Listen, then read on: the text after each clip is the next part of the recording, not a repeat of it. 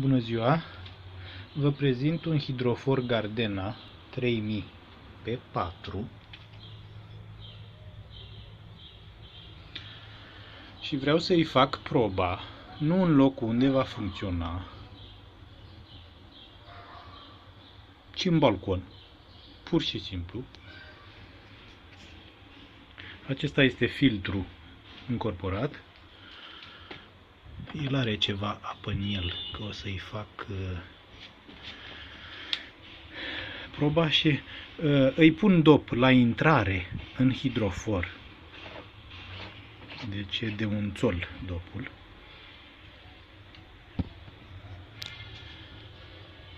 Filtrul îl închid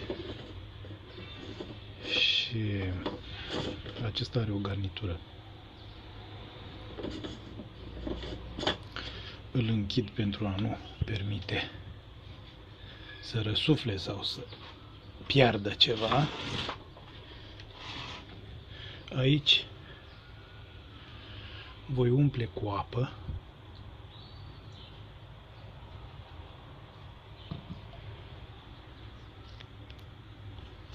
Presiunea în el, în membrană, este de 2,5 bar.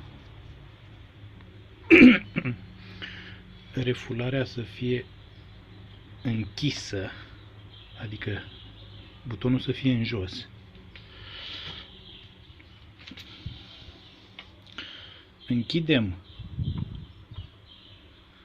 sensul de ieșire din hidrofor, tot cu un dop de 1 țol, cu o garnitură simplă, care să nu permită în niciun fel să funcționeze, să piardă apă. Acum băgăm în priză. Presiunea a ajuns la 2, el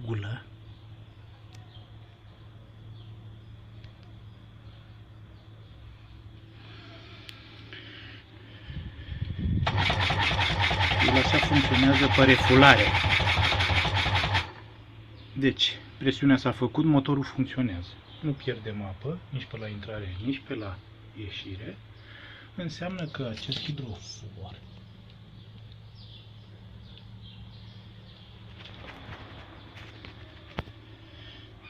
își face treaba și presostatul funcționează. A oprit motorul. Acesta este și interesul.